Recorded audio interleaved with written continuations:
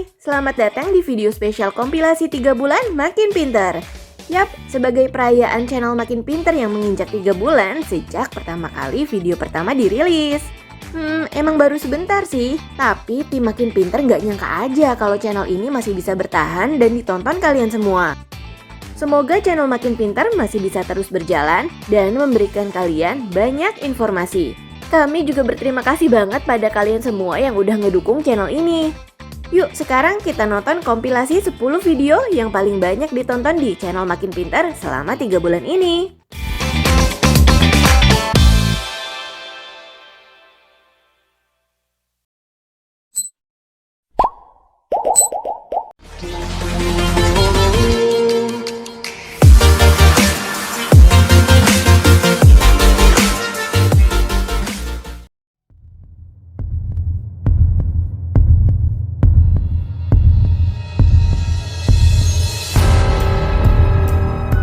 Rumah sakit seringkali memiliki cerita yang tidak menyenangkan. Gak sedikit cerita horor yang beredar di sana. Banyak program TV hingga para vlogger sering mengunjungi rumah sakit yang terkenal horor dan angker untuk sekedar menguji nyali. Bukan cuma Indonesia aja yang punya banyak rumah sakit yang mengerikan. Kali ini, gue kasih info beberapa rumah sakit yang terkenal horor dan angker di seluruh dunia.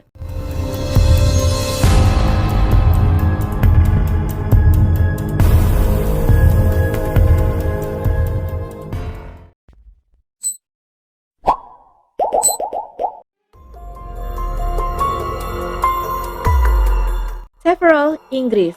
Rumah sakit jiwa di Inggris ini dikenal karena metode pengobatannya yang aneh dan mengerikan.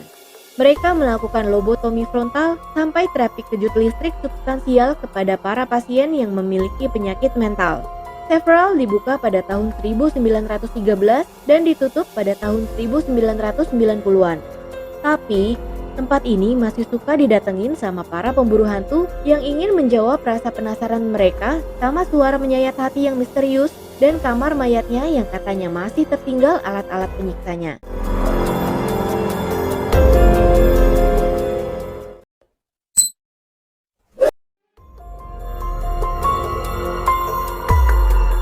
Taunton State, Amerika Serikat. Taunton State dibangun pada tahun 1854 sebagai rumah sakit jiwa dan memiliki sejarah yang mengerikan. Salah satunya adalah cerita Jane Topan, seorang pembunuh berantai yang sudah menghabisi nyawa 31 perawat di rumah sakit tersebut. Bahkan, rumor juga menyebutkan adanya dokter dan perawat yang melakukan ritual setan dengan mengorbankan pasiennya. Belum lagi penampakan bayangan pria misterius udah jadi hal yang biasa yang bisa kamu lihat saat berkunjung ke sini.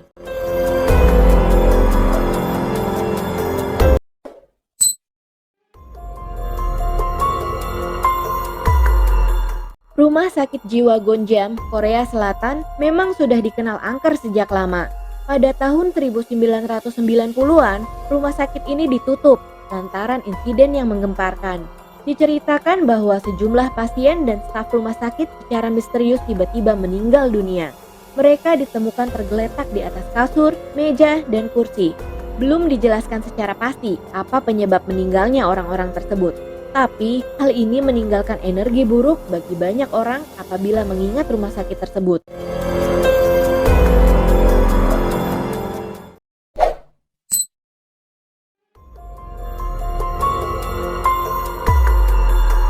Tranquil Sanatorium, Kanada, terletak di dekat Danau Kamloops. Awalnya, tempat ini digunakan untuk merawat pasien TBC dan akhirnya menjadi rumah sakit umum pada tahun 1907. Tapi, pada tahun 1950-an, Tranquil ditutup. Semenjak itu, kisah rumah sakit paling angker di Kanada ini banyak beredar. Kayak misalnya ada bola terbang di malam hari, atau suasana dingin yang gak masuk akal. Di rumah sakit ini juga ada rumor mengenai perawat yang dibunuh oleh pasiennya.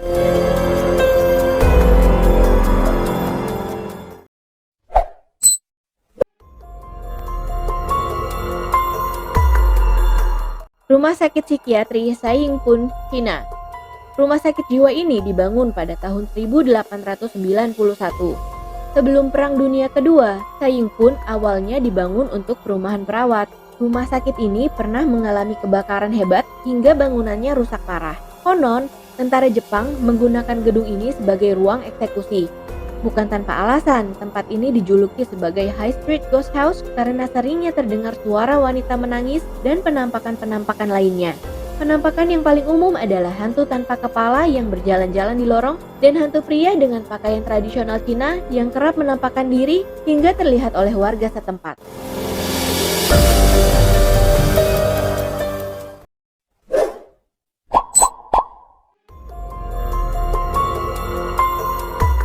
Ararat Lunatic Australia. Rumah sakit jiwa yang dibangun tahun 1867 ini awalnya bernama Arradale dan menjadi rumah sakit terbesar di Australia. Banyak kisah pilu dan mengerikan yang pernah terjadi di asilum ini. Para dokternya punya metode perawatan mental yang mengerikan dan aneh untuk puluhan ribu pasiennya. Selama 130 tahun beroperasi, ada 13.000 pasien meninggal dunia. Jadi, gak heran banyak beredar cerita serem di sana sampai-sampai ada jasa wisata kamar mayatnya.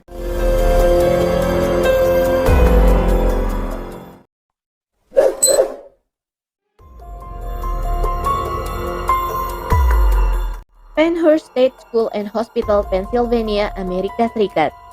Dibangun pada tahun 1908, awalnya dibangun sebagai sekolah negeri untuk orang yang mengalami disabilitas dan gangguan mental.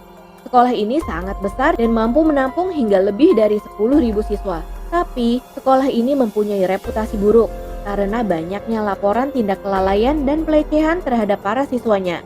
Gedung ini ditutup pada tahun 1986 dan meninggalkan banyak barang-barang serta peralatan medis. Setelah ditinggal sekian lama, banyak orang melaporkan bahwa sering terdengar suara langkah kaki hingga suara barang-barang yang terlempar.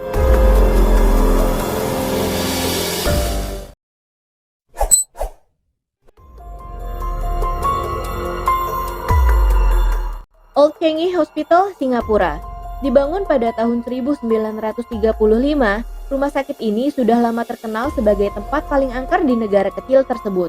Tempat ini dibangun sebagai rumah sakit militer dan markas penjara tentara Jepang, termasuk adanya ruangan penyiksaan.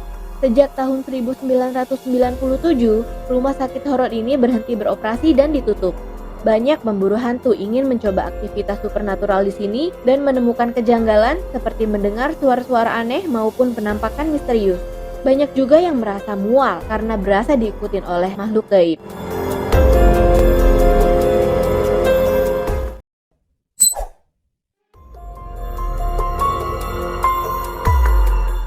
Rumah sakit St. Bartholomew, Inggris adalah rumah sakit tertua di London sejak tahun 1123 dan hingga sekarang masih beroperasi. Di bagian bangunannya terdapat lift yang dikenal sebagai coffin lift atau lift peti mati karena seringnya lift tersebut rusak. Kadang, lift ini mendadak membawa penggunanya hingga ke lantai paling bawah. Sesampainya di bawah, lampu akan mati dan lift tidak akan bergerak sama sekali. Sensasi menyeramkan dan jantung mau copot kerap dirasakan oleh pengunjung rumah sakit. Konon, ada seorang perawat yang dibunuh oleh pasien gila di rumah sakit itu. Perawat tersebut dibunuh dan jasadnya dibuang ke ruang bawah tanah tempat lift yang sering error tersebut.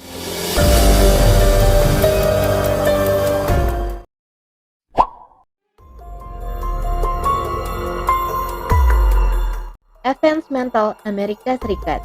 Asilum ini dibuka pada tahun 1874 dan udah nanganin banyak banget pasien kurang waras.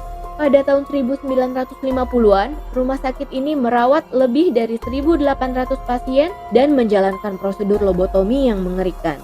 Anehnya, rumah sakit ini merahasiakan sangat ketat identitas para pasiennya.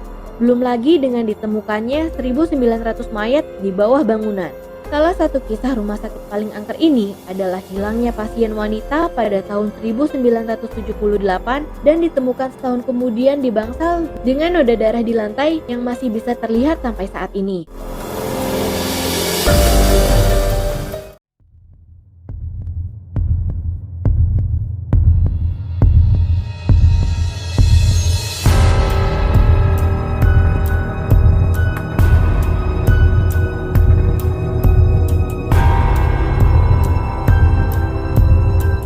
Hi, kalau kamu kira-kira berani nggak uji nyali di sana?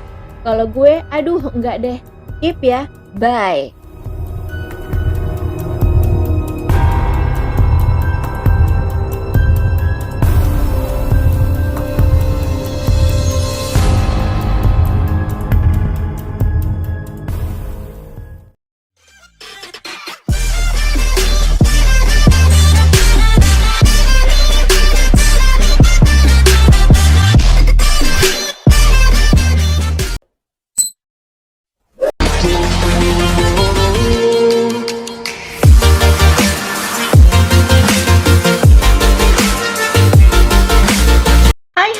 lagi di Makin Pinter.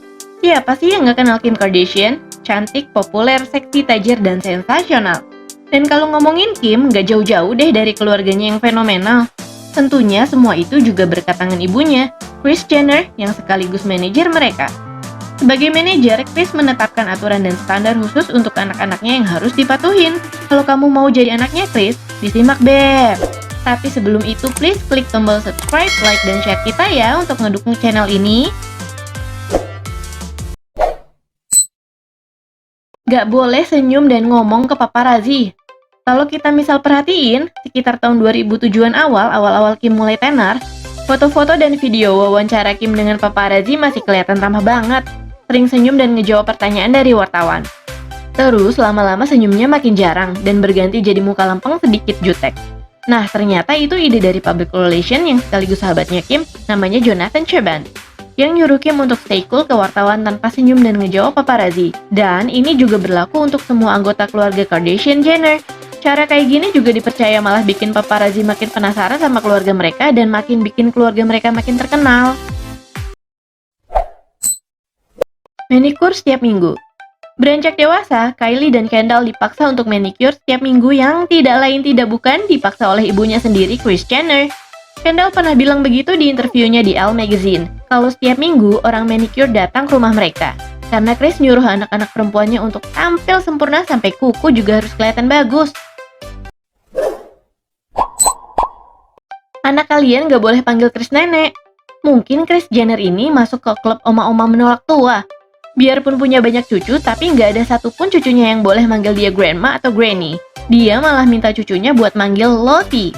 Melalui wawancara dengan People Magazine tahun 2013, Kris ngejelasin kalau dia nggak suka dipanggil grandma. Dulu ibunya Kris ini punya temen yang dipanggil Lovie sama cucunya. Jadi Kris minta dipanggil Lovie juga sama cucunya. Karena menurut dia itu nama panggilan termanis. Mungkin menurut Kris percuma aja kali ya buang-buang duit perawatan mahal kalau disamain sama nenek-nenek yang lain. Bayar. Emang ya, yang namanya duit nggak kenal saudara. Kalau kalian saudaraan sama Kardashian Jenner dan ngejual kaos yang ada foto atau gambarnya, harus tetap bayar royalti ke mereka. Nggak cuma berlaku untuk Kim, tapi juga saudara-saudaranya yang lain juga begitu loh. Ini pernah kejadian pas saat game Androidnya Kim Kardashian Hollywood. Langsung deh, Khloe minta Kris untuk negor kakaknya itu secara formal dan hukum, karena Khloe nggak mau ada di gamenya Kim kalau nggak dibayar. Gak boleh keluar rumah tanpa makeup, harus tampil sempurna. Itu peraturan yang sangat ditekankan oleh Kris ke anak-anaknya. Kayak yang sebelumnya udah dibahas, kuku pun harus sempurna, apalagi muka ya kan? Malah, konon katanya untuk makeup sebelum keluar rumah, mereka ngabisin waktu sekitar 2 jam. Duh, kebayang gak sih kalau rakyat jelita macam kita makeup 2 jam cuma buat beli susu anak di Alfamart? Bang. Gak boleh mabok. Sebenarnya sih ini peraturan yang bagus banget. Secara mereka kan seleb papan atas yang bisa bawa pengaruh ke penggemarnya. Bukannya nggak boleh minum alkohol, tapi kalau kelewatan bisa bikin mabuk di depan umum. Deh, Ibu Suri bisa marah, Beb. Karena menurut Jenner, semua seleb papan atas, karirnya bisa jatuh banget setelah ketangkep basah lagi mabok. Ya mungkin biar nasib mereka nggak jatuh kayak Lindsay Lohan atau Britney Spears gitu kali ya. Minum obat kurus. Yes, penampilan adalah segalanya dan segala sesuatunya harus sempurna, termasuk lemak membandel di badan. Beberapa tahun lalu, Rob Kardashian bikin pengakuan yang cukup menggemparkan. Dia bilang ibunya selalu memaksa dia terutama saudari-saudarinya untuk punya tubuh yang sempurna. Kris bahkan memaksa Khloe untuk minum pil Garcinia sepanjang tahun 2016. Jadi Beb, pil Garcinia itu suplemen penurun berat badan dan mencegah kegemukan yang berasal dari buah tropis. Selain itu, Rob yang nggak ada di pernikahan Kim dan Kanye juga kabur karena dipaksa minum pil tersebut. Nah, sekian daftarnya. Gimana menurut kamu? Sanggup nggak ngikutin peraturannya? Kalau sanggup, coba minta diadopsi sama Mama Kris. Udah dulu ya, jangan lupa untuk klik tombol subscribe, like, dan share video ini. Dadah!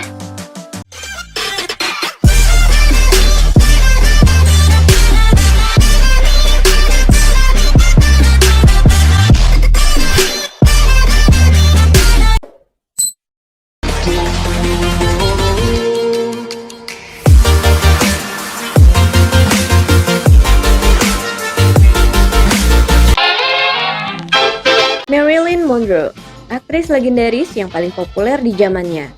Walaupun sudah meninggal hampir 60 tahun yang lalu, namanya masih bergema di dunia perfilman. Dengan kecantikan dan segala kontroversi dirinya, banyak fakta seputar Marilyn yang belum terungkap sebelum kematiannya. Berikut faktanya.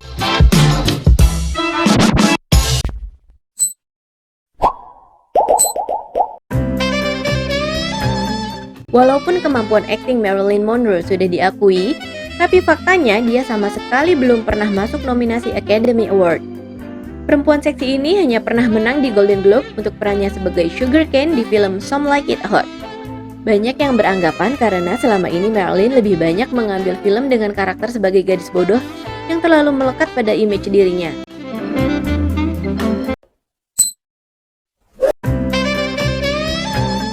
Hingga kematiannya, Monroe tidak pernah tahu siapa ayah kandungnya, karena ayahnya meninggalkan keluarganya sebelum dia dilahirkan.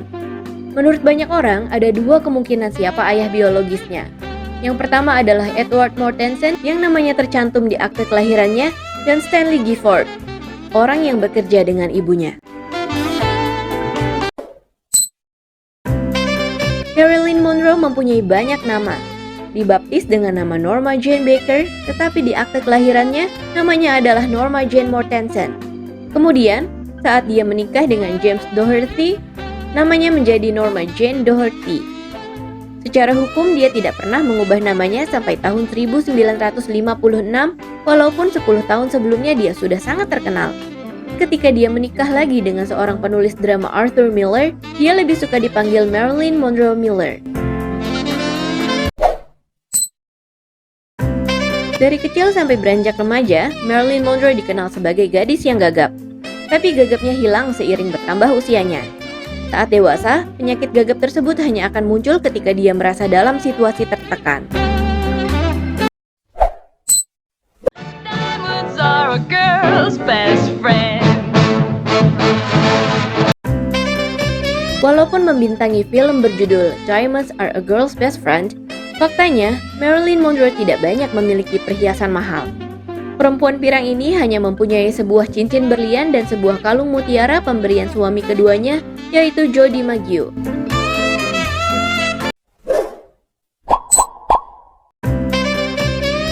Dalam karirnya, dia disebut membintangi 30 film. Tapi faktanya, dia tidak pernah menyelesaikan filmnya yang ke-30, yaitu Something's Got to Give.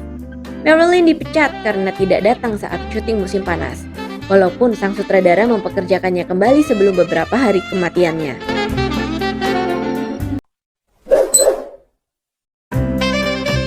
Wanita yang identik dengan rambut pirangnya ini, sebenarnya warna rambut asli Marilyn Monroe adalah brunette.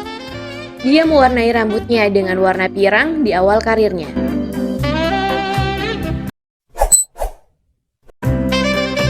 Agen Marilyn, yaitu Johnny Hyde, mengatakan bahwa Monroe pernah melakukan 2 operasi plastik. Yang pertama membentuk kembali tulang rahang di bagian hidung, dan yang kedua melakukan implan dagu.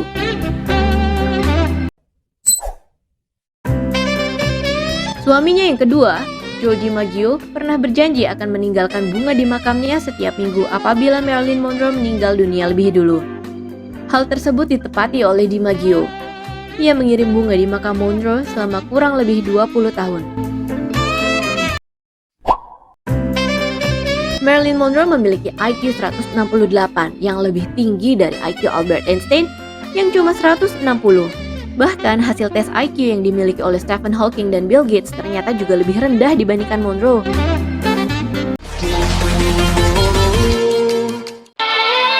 Wah, secantik dan sepopuler Marilyn aja ternyata punya banyak tekanan ya guys. Sampai-sampai dia memutuskan bunuh diri. Duh, kita-kita yang rakyat jelita, gak apa-apa deh hidup biasa aja, yang penting happy ya. Jangan lupa untuk jaga kesehatan.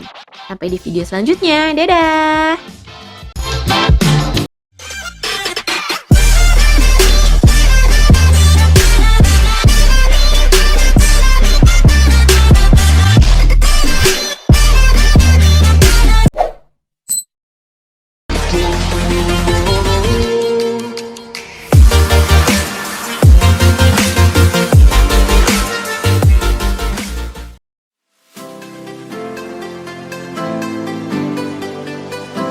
Salah satu benda fashion yang wajib dipakai adalah tas. baik untuk dipakai sehari-hari ataupun untuk acara tertentu. Hal ini bikin para produsen tas berlomba-lomba untuk terus berkreasi. Gak tanggung-tanggung, gak sedikit juga tas yang berharga super mahal yang cuma mampu dibeli oleh para konglomerat dunia.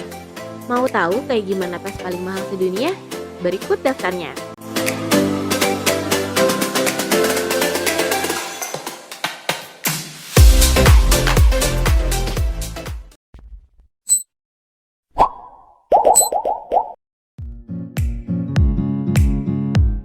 Louis Vuitton Tribute Patchwork Bag.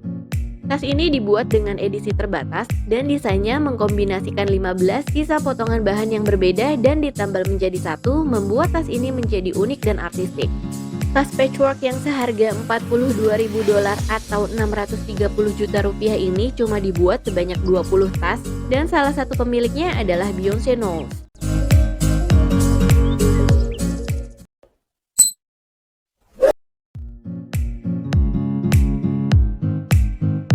Liber Precious Rose. Tas yang bernama The Precious Rose ini memang sangat berharga. Tas ini dihiasi 1016 berlian dengan total 42,56 karat, 1169 batu safir berwarna merah muda, dan 800 kristal tourmalines. Tas ini diberi harga $92.000 atau sekitar 1.380 juta rupiah.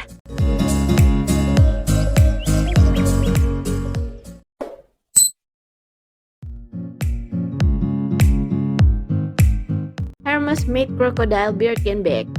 Versi tas Birkin Hermes ini dilelang dengan harga $120.000 atau sekitar 1.800 juta rupiah. Selain terbuat dari kulit buaya asli, tas ini dihiasi dengan berlian 10 karat.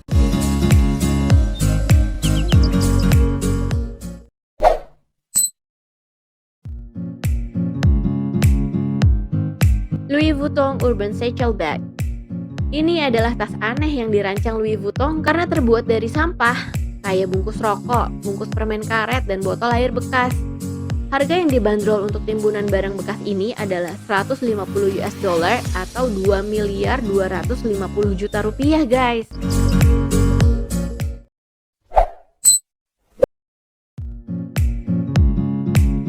Lana Marks Cleopatra Bag. Tiap tahunnya, brand Marks selalu merilis satu tas Cleopatra. Namun beberapa tahun lalu, Marks meluncurkan Cleopatra Clutch Bag edisi terbatas yang terbuat dari kulit buaya berwarna perak metalik. Pada bagian atas tas bertahtakan 1.500 berlian hitam dan putih serta 18 karat emas putih. Tas tersebut dihargai $250 atau sekitar 3.750 juta rupiah.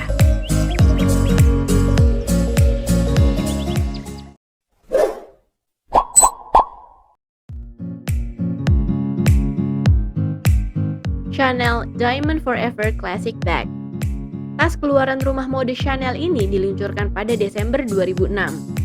Tas model klasik ini terdiri dari 334 berlian dengan total 3,56 karat dan 18 karat emas putih. Tali tasnya juga dilapisi emas putih. Tas ini dijual dengan harga $261.000 atau sekitar 3.915 juta rupiah. Itu hanya tersedia sebanyak 13 buah di seluruh dunia dan 5 diantaranya dijual di Amerika Serikat.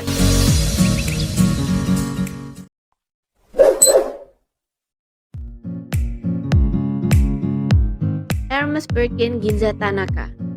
Tas berharga $1,9 juta atau 28.500 juta rupiah ini keluaran rumah mode Hermes yang dibuat oleh desainer dari Jepang bernama Ginza Tanaka pada tahun 2008. Tas unik keluaran rumah mode Hermes ini tidak hanya memiliki desain yang apik, namun juga dihiasi dengan berlian mewah.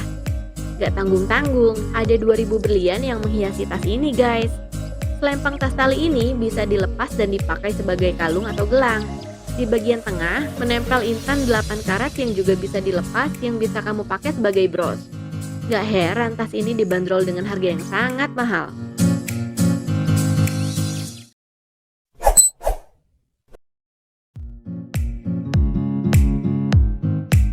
Hermes Rose Gold Crocodile atau Diamond Birkin.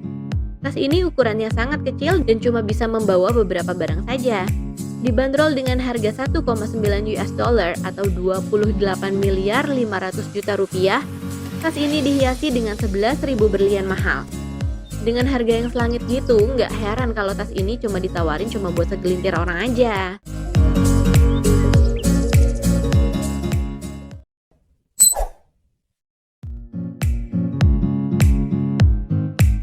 The Hermes Shine Dan Cray. Tas termahal yang ada di daftar ini lagi-lagi dikeluarkan oleh rumah mode Hermes. Tas ini dilempar ke pasar dengan harga mencapai 2 juta US dollar atau setara dengan 30 miliar rupiah, dihiasi dengan 1160 berlian.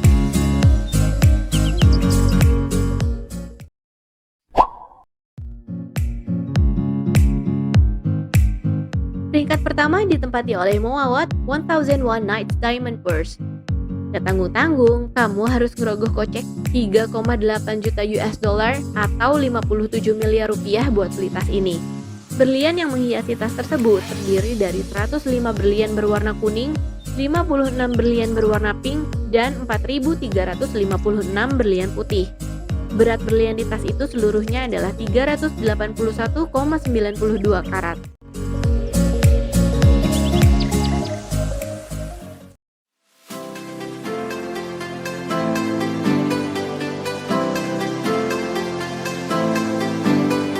Sekian daftarnya. Punya tas boleh-boleh aja, tapi sesuaikan dengan kemampuannya. Di antara daftar tersebut, ada nggak yang kamu punya? Sampai ketemu di video selanjutnya ya. Dadah!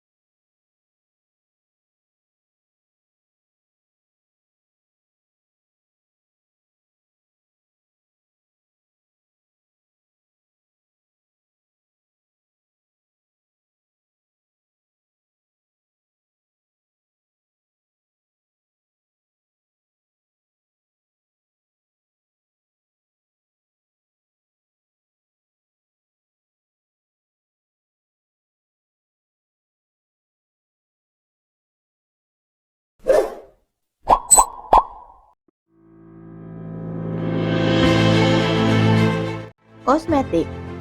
Tahun 2005, The Guardian mengekspos perusahaan kosmetik Cina yang tidak disebutkan namanya karena menggunakan kulit seorang tahanan yang dieksekusi di negara komunis tersebut sebagai bahan dalam produk kecantikannya. Perusahaan berencana untuk mengirim kosmetik ke Eropa, di mana mereka akan menjualnya. Produknya diklaim dapat menghilangkan keriput pada kulit dan bibir. Seorang pegawai perusahaan kosmetik tersebut pernah menjelaskannya kepada seorang peneliti yang menyamar dengan berpura-pura menjadi seorang pengusaha. Tapi pegawai tersebut menarik kembali pernyataannya ketika The Guardian memintanya untuk wawancara. The Guardian menambahkan bahwa kulit dari tahanan yang dieksekusi kadang-kadang digunakan dalam produk kecantikan yang dijual di Cina. Ada kekhawatiran bahwa pengguna Eropa bisa rentan terhadap infeksi dari penjahat yang dieksekusi.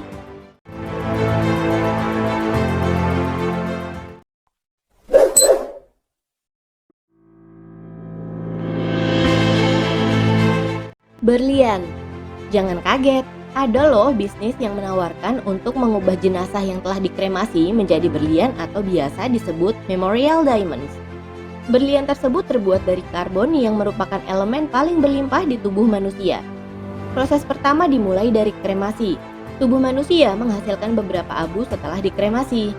Tapi, sering juga diisi kotoran yang dihilangkan ketika abu dibersihkan dengan asam. Karbon tersebut murni 99% dan tetap mengandung sekitar 1% dari beberapa unsur lain, seperti boron. Boron itu sering dibiarkan sendiri karena memiliki sifat yang hampir identik dengan karbon dan membuat berlian menjadi berwarna biru. Menariknya, berlian yang terbuat dari seseorang yang pernah menjalani kemoterapi pada saat hidupnya lebih ringan dibanding yang tidak. Itu terjadi karena kemoterapi sering menggunakan kandungan boron tubuh. Nggak takut digentayangin apa ya?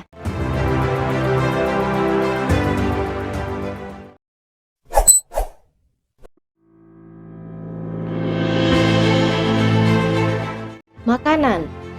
Para ilmuwan di Pennsylvania State University telah berupaya mengubah kotoran dan urin manusia menjadi makanan untuk diet. Makanan ini bukan ditujukan untuk orang biasa, tapi untuk para astronot, terutama mereka yang akan melakukan perjalanan ruang angkasa jangka panjang. Para ilmuwan membuat makanan dengan pencernaan anaerob. Dalam hal ini, kelompok mikroba pertama ditambahkan ke kotoran dan urin untuk menghasilkan metana. Metana itu kemudian diumpankan ke kelompok mikroba kedua. Hasilnya adalah zat yang dapat dikonsumsi dengan kandungan 52% protein dan 36% lemak. Makanan ini juga bebas dari penyakit karena mikroba bekerja sangat cepat sehingga zat berbahaya tidak terbentuk. Penemuan ini belum dirilis karena masih ada penelitian lanjutan dan masih dikerjakan oleh para ilmuwan.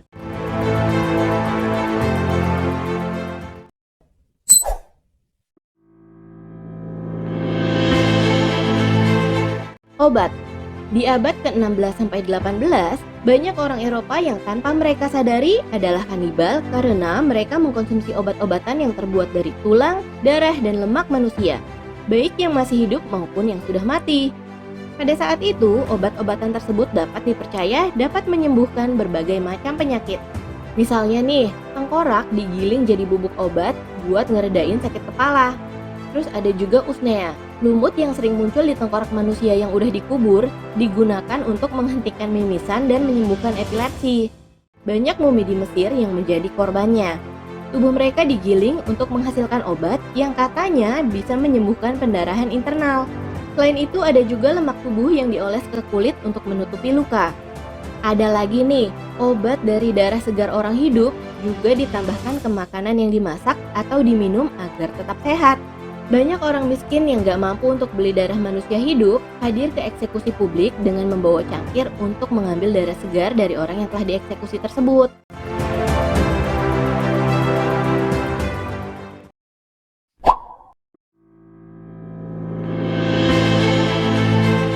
Buku. Biasanya kalau kita lihat buku di perpustakaan dengan sampul coklat, berdebu dan kelihatan agak lusuh, ya udahlah ya, kayak buku-buku jadul biasa gitu. Tapi beda sama buku yang ini. Di perpustakaan Universitas Harvard ada sebuah buku dengan sampul warna coklat, tapi di balik warna coklat tua itu adalah kulit manusia. Buku dengan judul Des Destines de l'Âme ditulis oleh Arsène Houssaye yang memberikannya kepada Dr. Ludovic Bolan sekitar tahun 1880-an. Bolan kemudian menambahkan kulit manusia sebagai sampulnya. Dia mendapatkan kulit dari seorang wanita yang meninggal di rumah sakit jiwa.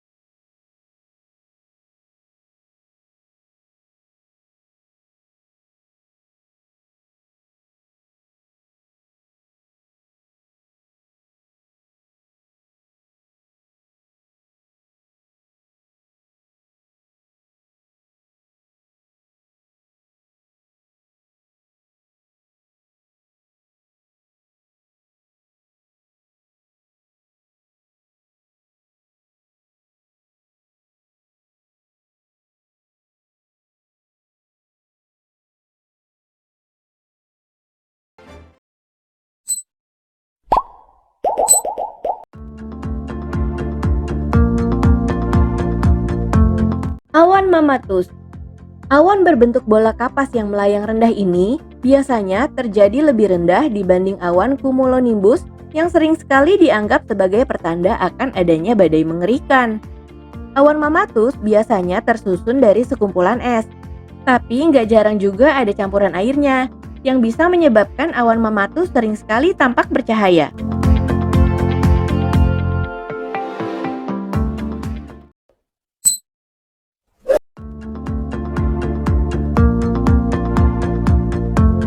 Belt of Venus. Belt of Venus atau sabuk Venus adalah fenomena garis yang cukup lebar yang muncul pada saat senja yang berdebu ketika sekumpulan langit kemerahan dan kecoklatan muncul di antara langit dan cakrawala.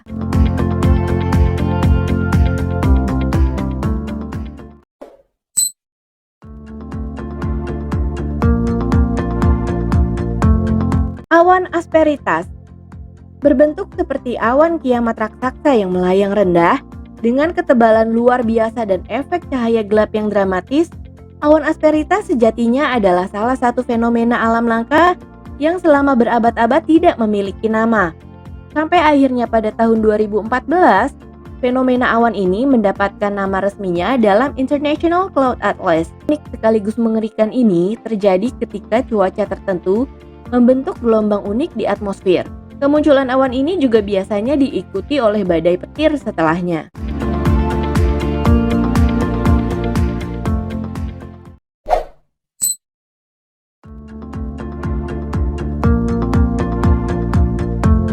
Transient Luminous Event.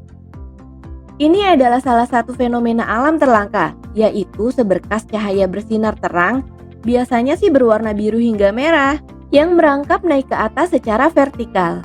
Banyak orang menyebut fenomena alam satu ini sebagai petir pada lapisan atmosfer terluar.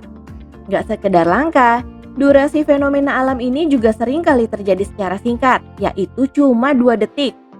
Kejadian ini juga cuma bisa terjadi pada keadaan petir hingga badai tertentu. Dengan bentuk indahnya yang seakan-akan membuka portal dari dunia lain, fenomena alam yang satu ini dianggap sebagai salah satu tanda kedatangan alien.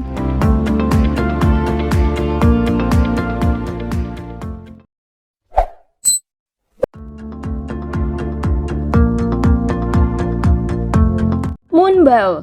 Biasanya, pelangi terjadi karena matahari bersinar pada tetesan-tetesan air embun yang biasanya terjadi pada atmosfer setelah hujan. Tapi, kalau moonbow adalah kebalikan dari pelangi biasa yang muncul menggunakan pantulan cahaya bulan. Makanya sering disebut juga sebagai pelangi malam atau pelangi bulan. Jarang banget fenomena moonbow ini, karena posisi bulan harus berada serendah mungkin dengan keadaan paling terangnya, sementara bulir-bulir air harus berada tepat sebaliknya. Keadaan langit sekitar juga harus cukup gelap. Soalnya kalau ada cahaya sedikit aja, moonbow bisa nggak bakalan kelihatan. Salah satu tempat populer untuk melihat moonbow adalah air terjun Cumberland di Kentucky, Amerika Serikat.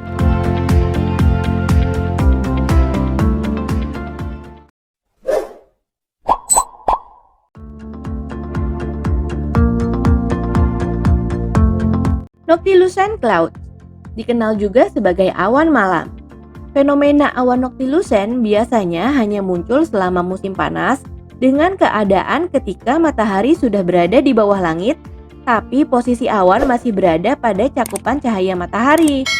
Dengan suhu, posisi, dan keadaan sekitar yang tepat, fenomena awan noctilucent akan muncul dengan wujud awan yang cukup luas dan bercahaya biru terang yang indah.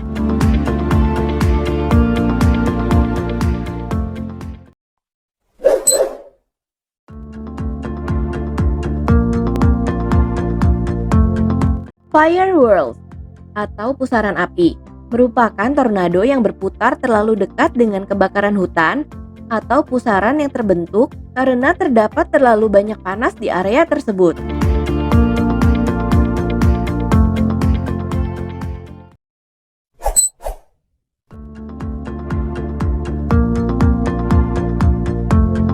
Aurora Borealis. Fenomena ini adalah partikel bermuatan listrik dari matahari yang telah mencapai bagian teratas atmosfer bumi dan menjadi sangat aktif. Aurora biasanya sering terlihat di daerah dekat kutub dan pada waktu di mana siang dan malam sama panjangnya. Pada belahan dunia selatan, fenomena alam ini juga dikenal dengan nama Aurora Australis.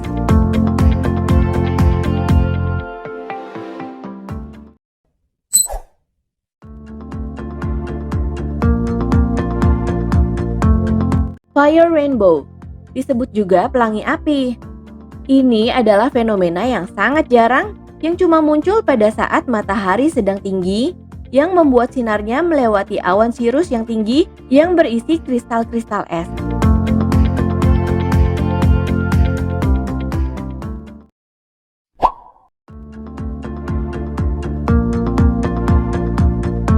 Green ray, juga dikenal dengan nama green flash. Fenomena alam ini terjadi dengan waktu yang sangat singkat, yaitu cuma 2 detik aja. Terlihat seperti cahaya hijau di atas matahari yang berlangsung sangat cepat. Hal ini dikarenakan lapisan atmosfer mampu untuk memisahkan cahaya menjadi warna berbeda dan terjadi ketika sebelum matahari benar-benar tenggelam dan setelah matahari terbit. Pada kesempatan yang lebih langka, green ray bisa aja muncul sebagai blue ray, yaitu cahaya kedip yang sama tapi dengan warna biru menyala.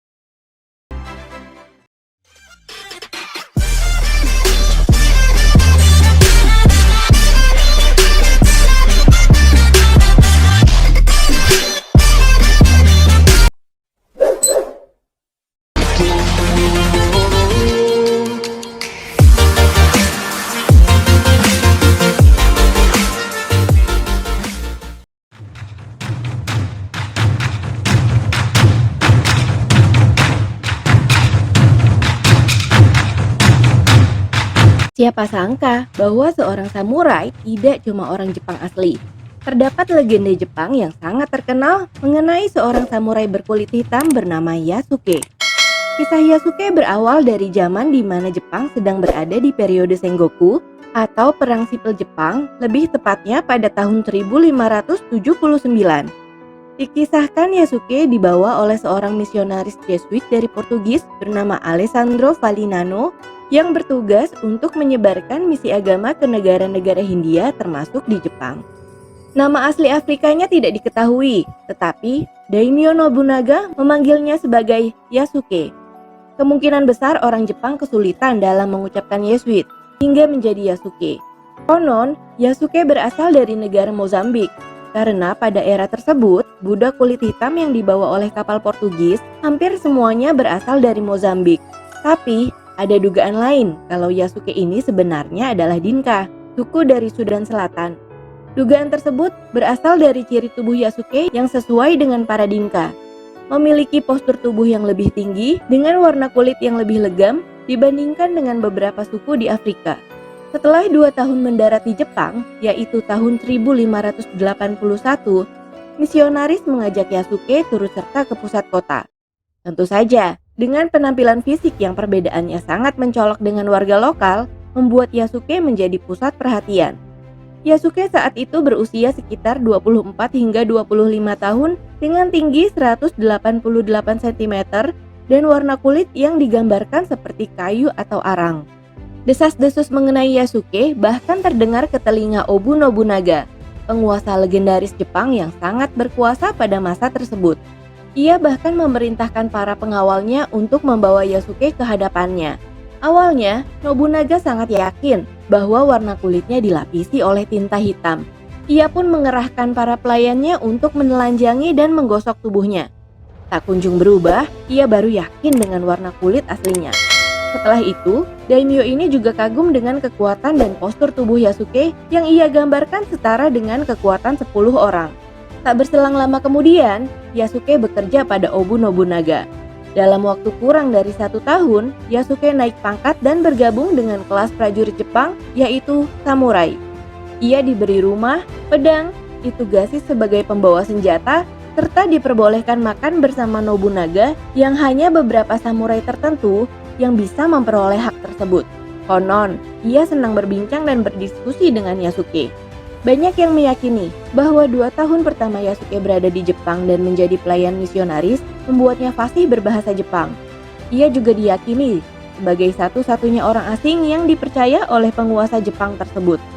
Pada bulan Juni tahun 1582, kastil Nobunaga dikepung dan diserang musuh. Sebagai pejuang yang setia, Yasuke dengan cepat bergabung dengan putra Nobunaga, Oda Nobutada, untuk membantu mempertahankan benteng tetapi tidak berhasil.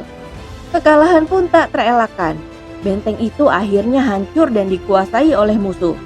Setelah kematian klan Oda, tidak ditemukan catatan lebih lanjut mengenai Yasuke. Tetapi, banyak yang mempercayai kalau Yasuke ditangkap oleh pasukan musuh dan dipulangkan ke seorang misionaris yang tinggal di gereja Kristen di Kyoto. Hingga saat ini Yasuke masih menjadi misteri. Detail awal kehidupannya yang tidak dijelaskan dalam catatan misionaris serta minimnya catatan sejarah yang dimiliki Jepang pada era Shogun membuat kisah Yasuke masih menjadi tanda tanya. Terlepas dari tragedi dan semua cerita yang ada, baik dalam bentuk fiksi dan sejarah, Yasuke sang samurai hitam telah menjadi legenda selama berabad-abad lamanya. Banyak buku anak-anak hingga seri manga yang menceritakan Yasuke, seorang pahlawan samurai Afrika atau yang biasa mereka sebut dengan Kurosuke. Selain itu, sejarahnya baru-baru ini muncul kembali karena Olimpiade Tokyo dan sedang ramai dibicarakan. Kabarnya, kisah tentang Yasuke akan difilmkan. Chadwick Boseman, sang bintang Black Panther, akan memerankan Yasuke dalam produksi film Hollywood. Kita nantikan filmnya. Sekian untuk video kali ini. Dadah!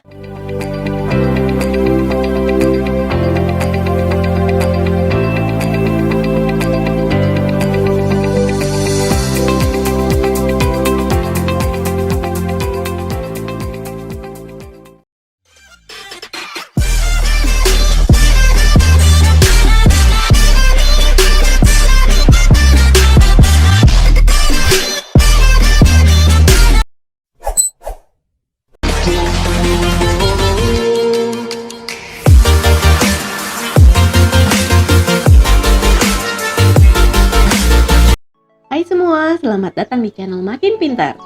Setiap pengantin wanita ingin terlihat spesial di hari pernikahannya. Beberapa seleb berikut pasti juga ingin terlihat spesial, tapi kayaknya nggak lumrah deh buat kita. Berikut daftarnya. Tapi sebelumnya klik dulu subscribe, like, dan please share video ini biar gue makin tambah semangat bikin videonya. Pamela Anderson. Baju pengantin aktris Baywatch ini malah bukan sebuah gaun, karena ya emang cuma bikini warna putih dan topi ala kapten. Suaminya juga Kid Rock, cuma pakai jeans sama topi fedora. Lebih cocok dipakai buat syuting serialnya deh, atau liburan daripada buat nikahan.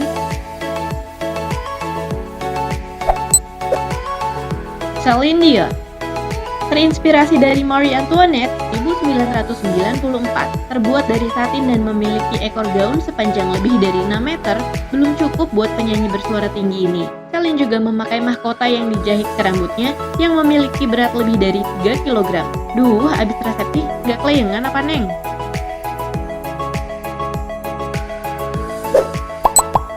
Emma Thompson. Tahun 1989, Emma Thompson menikah dengan aktor Irlandia. Pernikahan pasangan super seleb ini ternyata tidak seperti harapan orang-orang, karena ya pengantin wanitanya memakai gaun yang gitu deh. Gaun Emma ini dibilang mirip spray, gorden, sampai banyak media dan fashion people di sana yang bilang kalau Emma kayak mau mengembalakan domba.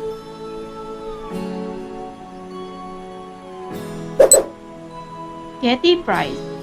Kalian pernah lihat atau beli Barbie ala-ala Tanah Abang nggak? Nah, versi orangnya ini si Katie Price, beb. Bisa dibilang semua orang yang ngelihat bajunya mungkin juga bakal bilang kalau bajunya ini norak. Sule pink yang mengembang ditambah mahkotanya yang juga warna pink bikin kelihatan murahan dan udah kayak mainan plastik. Nggak heran dibilang sebagai salah satu baju pengantin seleb terburuk.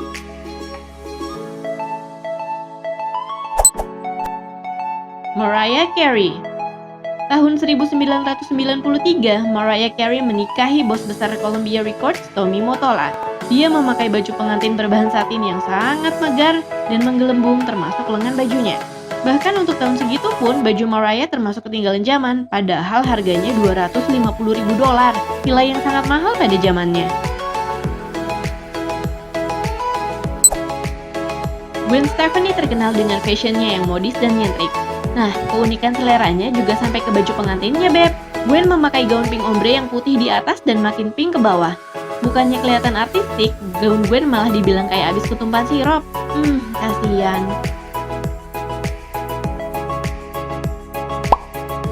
Tina Turner.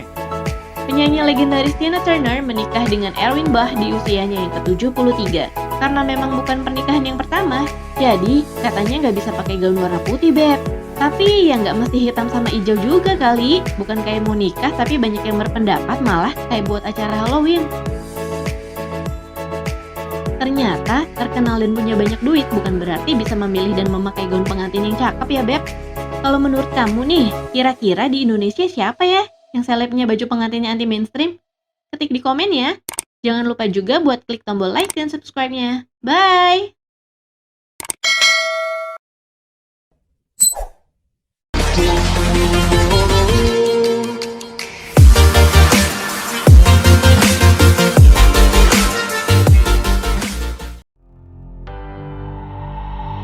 Peretasan atau hacking adalah momok menakutkan yang menjadi salah satu isu keamanan tingkat tinggi.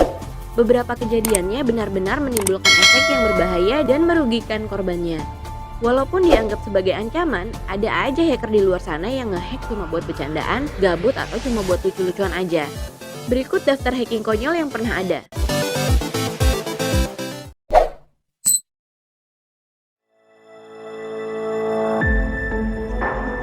Papan peringatan digital di jalan seringkali memiliki fungsi yang penting, mulai dari peringatan buat adanya kecelakaan di depan, halangan, sampai ada jalan berlubang. Anehnya, untuk hal yang sedemikian penting, sistemnya itu sangat rentan akan peretasan. Cukup dengan menekan tombol Shift, Control, dan mengetik DIPY akan mereset passwordnya kembali ke dots. Hal konyol ini kemudian mengarah pada peretasan besar-besaran pada beberapa papan peringatan digital di jalan umum di mana peretas menempatkan pesan pribadi mereka. Dan pastinya yang jadi korban adalah pengemudi yang kebingungan.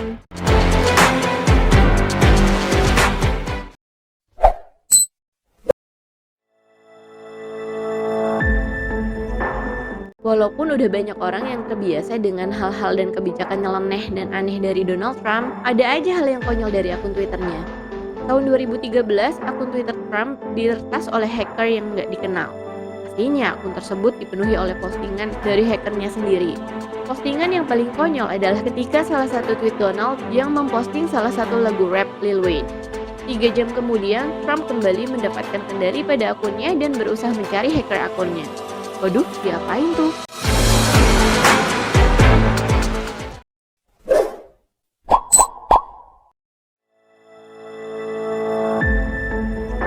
Disabilisasi program nuklir Iran menjadi salah satu alasan banyaknya hacker yang mencoba untuk meretas salah satu fasilitas penting negara tersebut. Ketika banyak dari usaha peretasan tersebut berakhir sementara, bahkan tidak mendapatkan tempat di media berita dunia, ada satu serangan yang walaupun terdengar konyol, namun menjadi salah satu kasus peretasan fasilitas pemerintah yang sangat terkenal. Kejadian ini terjadi pada Juli 2012. Media memberitakan bahwa 2 fasilitas penting mengalami peretasan diakibatkan oleh malware. Bukannya mencuri data yang ada, malware tersebut malah memaksa sistem yang ada untuk memutar lagu Thunderstruck dari AC/DC yang kemudian terus menggema melalui speaker selama semalam suntuk tanpa berhenti-berhenti.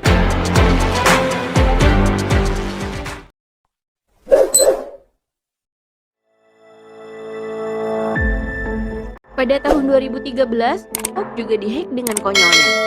Pas kita browsing ke media fashion tersebut, kita bisa lihat sesuatu kayak dinosaurus yang lagi pakai topi dan aksesoris menarik lainnya di layar.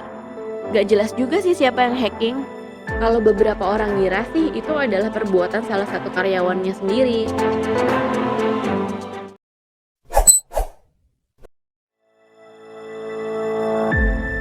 Siapapun yang pernah mengunjungi situs resmi pemerintahan Uni Eropa pas tahun 2010 pasti pernah lihat kalau foto Perdana Menteri Spanyol ini dihack. Foto Perdana Menteri Spanyol Rodríguez Zapatero diganti sama fotonya Mr. Bean. Gak jelas juga apa tujuannya. Kalau publik sih bilang kalau media massa yang memberitakan Zapatero jadi penyebab sang hacker yang terpancing untuk meretas sistem yang ada.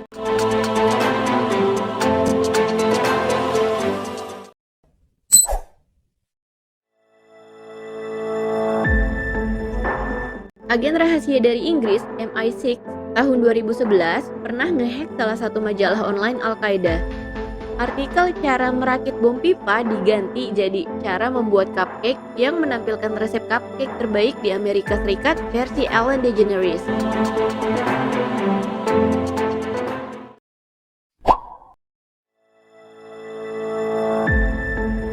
Stasiun berita lokal seringkali memiliki sistem yang berguna untuk bisnis lokal dan masyarakat setempat untuk melaporkan keadaan cuaca dan lain-lainnya. Tapi pas tahun 2004, pernah salah satu stasiun berita lokal mengalami kesalahan sistem keamanan yang konyolnya, judul-judul berita di TV tersebut bisa diganti dan diisi dengan pesan-pesan pribadi dari para mahasiswa di North Carolina State University. Yang namanya mahasiswa pastilah iseng, digantilah judul-judulnya sama pesan-pesan kasar, hoax, dan yang konyol-konyol.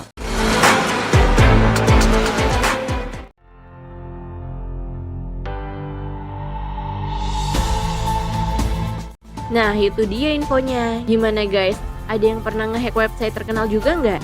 Sekian infonya, tunggu info baru besok ya.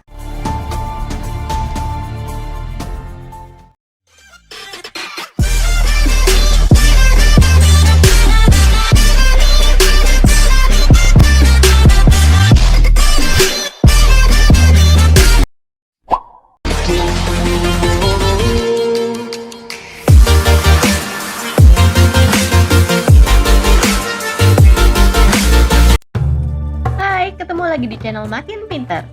Mau kalian sekolah swasta atau sekolah negeri, pasti pernah denger dong yang namanya Cleopatra. Banyak buku dan film tentang Cleopatra sampai kita nggak tahu lagi yang mana yang benar, yang mana yang hoax. Nah, sekarang gue bakal bahas tentang mitos yang paling terkenal si Ratu Mesir ini. Tapi sebelum kita cekibrot, klik dulu dong tombol subscribe, like, dan di-share videonya ya. Cleopatra bukan asli Mesir. Nenek moyang Cleopatra adalah keturunan Yunani. Menurut sejarah Macedonia, Cleopatra berasal dari dinasti Ptolemik yang merupakan Alexander Agung sebagai Ptolemy I. Dinasti Ptolemik berkuasa selama 300 tahun di Mesir. Dan orang Mesirnya nggak mempermasalahkan hal tersebut, karena sebelumnya Mesir dikuasai oleh orang keturunan Persia yang kepemimpinannya kalah bagus dari pemimpinan di bawah keluarga Alexander Agung. Semua keturunan keluarganya pun kebanyakan berbicara bahasa Yunani, bahkan semua dokumen kerajaan pada dinasti ini dibikin rangkap dua, yaitu bahasa Yunani dan Mesir. Cleopatra menikah dengan kedua adiknya. Insest merupakan hal yang lumrah dan normal untuk keluarga kerajaan zaman dulu, termasuk Mesir. Ayah Cleopatra adalah Raja Ptolemy XII yang disinyalir menikahi sepupunya atau adiknya sendiri, yaitu Ratu Triphania Cleopatra VI. Ketika Cleopatra berumur 18 tahun, bapaknya meninggal dan dia ditunjuk sebagai penggantinya. Tapi syaratnya Cleo harus menikah dan pastinya sama adiknya. Cleo menikahi adiknya Ptolemy XIII yang berumur 10 tahun. Beberapa tahun kemudian ia meninggal, jadi Cleopatra menikah lagi dengan adiknya yang kedua, yaitu Ptolemy XIV. Cleopatra nggak cantik. Kalau kita dengar atau baca nama Cleopatra, pasti kebayangnya wanita cantik. Tapi ternyata selama ini kita salah. Februari tahun 2007, ditemukan sebuah koin Mesir kuno dengan gambar wajah Cleopatra. Dan itu jauh sih dari patung atau gambar-gambar cantik Cleopatra yang selama ini kita kira. Dalam catatan Life of Anthony yang ditulis oleh Plutarch tahun 75 Masehi, dituliskan kira-kira kecantikan Cleopatra yang sebenarnya bukanlah dari parasnya, tapi karakternya yang kuat dan karismanya yang luar biasa. Semua yang dilakukan oleh Cleopatra dan dikatakannya membuat orang-orang terpesona. Cleopatra sendiri memang dikenal menguasai beberapa bidang pengetahuan, kayak matematika, pengobatan, alkemi, ekonomi, sejarah, geografi, bahkan Cleopatra juga menguasai 9 bahasa. Mungkin itu yang namanya inner beauty ya, Beb. Cleopatra pandai berbaur dengan rakyatnya. Salah satu alasan kenapa Cleopatra sangat dielulukan oleh rakyat Mesir adalah karena ia jago menyesuaikan diri dengan rakyatnya. Sebelumnya kan tadi udah dibahas kalau dia itu bukan orang asli Mesir. Nah, sepanjang kekuasaan dinasti keluarga Ptolemik, Cleopatra ini satu-satunya penguasa dari dinastinya yang menerima dan melakukan aktivitas budaya lokal seperti berbicara bahasa Mesir, membaca hieroglif, memakai baju tradisional, menghadiri upacara dan festival lokal. Cleopatra membunuh semua saudara kandungnya. Loh, tadi katanya nikah sama adiknya. Iya nikah, tapi abis itu dibunuh, Beb. Adik pertamanya, Ptolemy 13, berpikir untuk merebut kekuasaan Cleopatra yang resmi ditunjuk oleh bapaknya sebagai pemimpin Mesir. Ptolemy 13 minta bantuan Julius Caesar. Tapi Caesarnya malah kecantol. Terus nyuruh dia akur sama kakaknya dan ngebiarin kakaknya jadi penguasa. Kerasa dihianatin Caesar, Ptolemy 13 bertarung dengan Caesar di dekat sungai Nil dan berakhir ia tenggelam di sungai. Ya, secara nggak langsung sih Cleopatra ngebunuhnya. Yang kedua, Ptolemy 14 meninggal dengan pernyataan keadaan misterius yang sebenarnya diracuni oleh Cleopatra. Selain saudara laki-laki, Cleopatra juga punya saudara perempuan, namanya Arsinoe. Arsinoe meninggal setelah dieksekusi atas perintah Cleopatra, karena dia selalu ngebela dan ngedukung saudara-saudaranya yang laki untuk jadi raja. Kemudian setelah saudaranya meninggal, si Arsinoe ini menyatakan kalau dia adalah Ratu Mesir. Jadi eksekusilah orang mau ngekudeta. Mark Antony rela ngebatalin perang demi Cleopatra. Rasanya nggak mungkin seorang penguasa besar kayak Mark Antony ngebatalin penyerbuan yang udah disiapin kalau bukan karena alasan yang penting. Pas Antony mau berangkat perang, dia dikabarin kalau Ratu Mesir ini mau ketemu dia di kota Tarsus yang sekarang Turki. Pas pertama kali ngeliat, Mark langsung terkesima. Pada saat itu, Cleo menggunakan gaun dan berdandan seperti Dewi Asmara Yunani Aphrodite dan para pengawalnya pun didandanin ala Cupid. Yes, lengkap dengan sayapnya. Kata yang meluncur dari mulut wanita itu adalah "Let's make love, not war." Langsung seketika bikin luluh Mark Antony dan ninggalin pasukannya, kemudian mengikuti Cleopatra ke Alexandria. Semua prajurit yang ditinggalinya tetap berangkat ke medan perang dengan hasil gatot alias gagal total. Cleopatra punya anak. Eits, jangan mikir dulu ini anak dari hasil incest. Cleopatra nggak punya anak dari hubungan dengan adik-adiknya. Cleo punya satu anak dari Julius Caesar, namanya Caesarion. Sedangkan dari Mark Antony, dia punya sepasang anak kembar namanya Alexander Helios dan Cleopatra Selene, serta satu orang anak lagi bernama Ptolemy Philadelphus. Boros.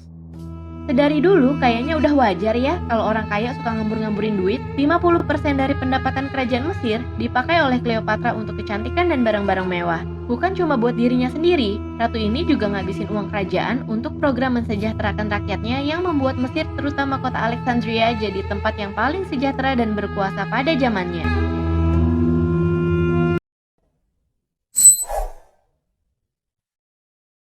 Sebab kematian. Kematian penguasa Mesir ini masih diperdebatkan.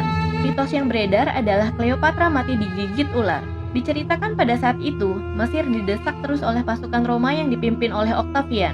Kemudian Cleo menulis surat kematian yang dikasih ke pengawalnya, terus bunuh diri deh dengan ular beracun yang menggigit dadanya. Anehnya adalah, racun ular nggak akan bisa membunuh dengan cepat. Diperlukan waktu minimal sejam agar orang yang digigitnya meninggal. Dan selama sejam itu, harusnya dia bisa menyelamatkan diri karena pada zaman itu dipercaya banyak tabib yang bikin dan punya penawar racun ular. Selain itu, menurut ahli sejarah kuno, Strabo, yang menulis di jurnalnya kalau Cleopatra selalu punya dan memakai sisir yang direndam oleh racun. Jadi dalam jangka waktu lama, itu bisa bikin ratu ini mati keracunan.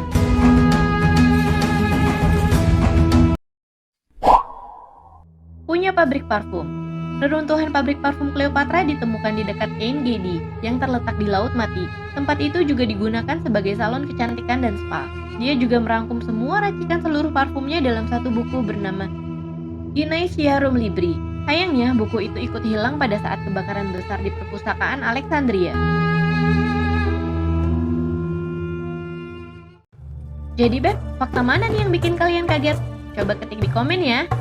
Jangan lupa juga buat klik subscribe, like, dan share video ini. Bye! Please don't forget to subscribe by clicking this button right here. Boop. Itu dia videonya. Sekali lagi terima kasih atas dukungannya dan tolong dukung kami terus dengan cara nge-subscribe channel ini, like semua videonya, dan nonton videonya sampai selesai ya. Sampai jumpa di video-video selanjutnya. Bye!